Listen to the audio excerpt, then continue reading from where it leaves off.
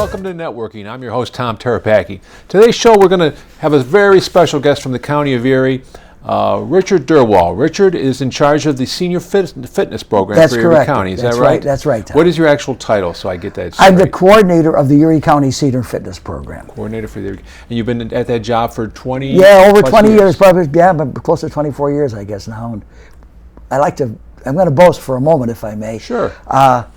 We have what appears to be, or what the New York State Commissioner of Health has said, we have the largest county-sponsored senior fitness program in New York State. Wow. Any given week, there's 1,500 people coming into the senior centers. Wow. Just to do the exercise. I want to get into how you got the program started and exactly what the program involves. But first, I want to talk a little bit about you, about before you went to the county 20 some odd years ago. What is your background? Most of my background is corporate. I worked 22 years for American Standard. They had a plant over on Tonawanda Street in Riverside, and they made heating. And I went from being basically the office boy, and that's a true story, to being back when they had office boys, right? and to becoming the IT director. Wow. But the IT, I don't think they call it that. They call it the data processing manager. Right. Today they call it the IT director. Yeah. We were still doing punch cards. Yeah. I was very fortunate because the computer industry was new, and University of Buffalo actually only started giving out degrees in 1972. So when American Standard closed in 75, they wanted somebody experienced. Well, the point is, there was no experience except for guys like me who learned kind of on the job. At the grassroots, yes, Yeah. and I also worked in manufacturing, in heavy manufacturing. So I guess I fit the bill. So then I became the IT director at Dresser Industries. And when Dresser Industries closed, I moved right over here to Niagara Falls. And I became the IT director at General Abrasives. But my story is the same as many guys who are involved in manufacturing in any capacity. We've had so many plant closings and so little manufacturing. It just dropped off, and I feel bad for a lot of the people. And it's been a very hard time, very, very hard time. So what got you, from that kind of background, what got you interested in health and fitness and that part of your life? Well, I guess I got to go backwards now. When I was a kid in school, I couldn't make any of the teams. Couldn't make a baseball team. You look like you're a good athlete. I can tell you're a good athlete. I know you are. But not as good as you think I am. Oh, I'm sure you are. But I couldn't make a baseball team, a basketball team, football team. And it was a small school. I mean, I was probably the only guy that couldn't make any team. So one day I saw a magazine. This is a true story.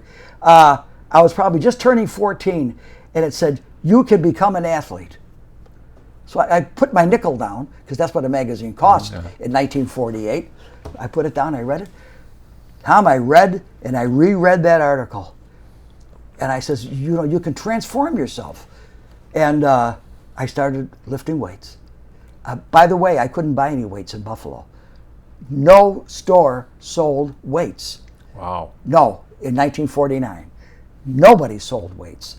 So I had to go, I had to send to York, Pennsylvania, to the York Barbell Club. Right. And they sent the weights. I never forget when the guy was delivering them. He said, "Who ordered this?" Because he had to come upstairs. And so I was lifting the weights.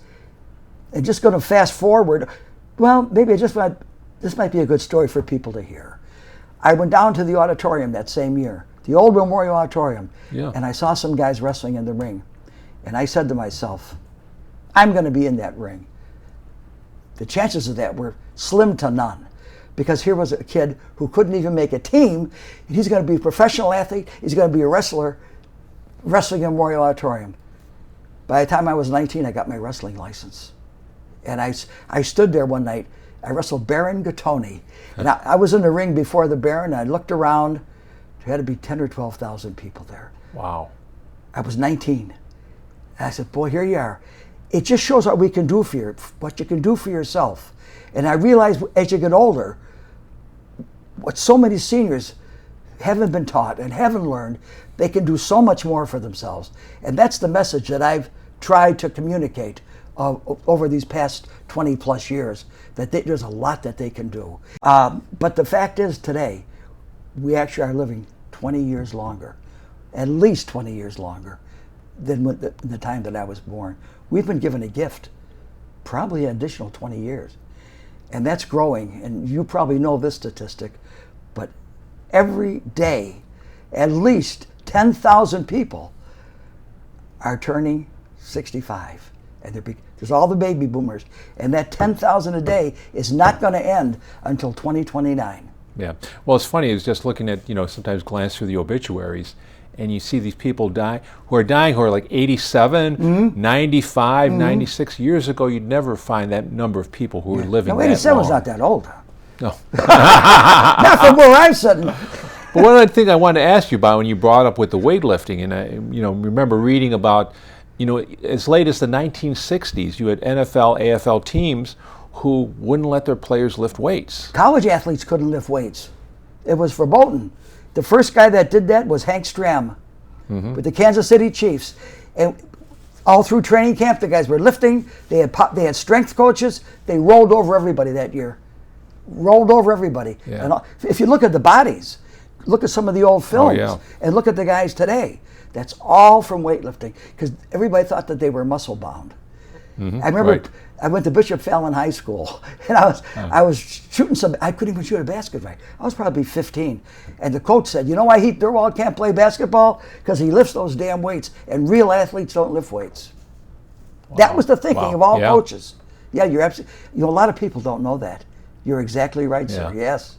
So I'm sure you have, even senior citizens lifting weights now. I do, but I'm using more resistance exercises. I should have brought a band in. I used the latex resistance bands.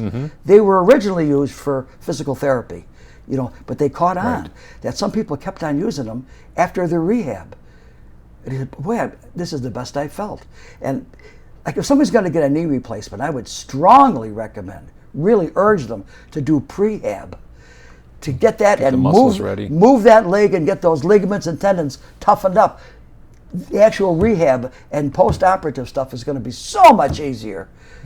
But I knew it, but the doctor I got a partial, who did my knee never told me that. And I was walking the next day. They actually gave me a walker when I left. I didn't need a walker. Oh. Well, in case you're just joining us, we're talking to Dick Derwald, who runs the Senior Citizen Fitness Program for Erie County. And Richard, I want to talk to you about that program a little bit and how it got started, why it got started. Give us a little bit about the beginnings of the program. I would. I got to talk about myself now, but of course, of course. I guess we've been doing the whole show. That's right, pretty much so far. But when I first started, I brought the idea in, and I think at that time they had the idea that senior services were geared, and this is the phrase they always used, for the frail and elderly. Old people, you know? Yeah. And old people then weren't as old as they are now, by no means. Just got to move aside for a second and tell you that in 1970, the average age of people receiving meals from Meals on Wheels was between 65 and 70. Today, the average person delivering the meals is between 65 and 70. That's how far up that we've actually come. Wow. But there was one forward-thinking commissioner there, Paul Fitzpatrick. He says, that's not a bad idea. He was also a football coach at the time. Oh, yeah. He says, maybe we could try that out. It was an immediate success. We took it to Schiller Park. That was our first place. And he says, this is terrific. The people just, went to it immediately. And then we started going, and everybody caught on. And then some of the subsequent county executives said, this is a good idea. Now we have shirts. We come in, we give them nutritional counseling, nutrition education.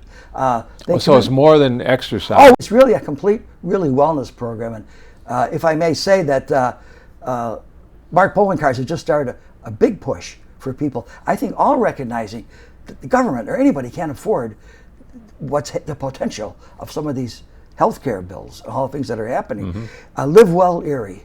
And that's just not for seniors.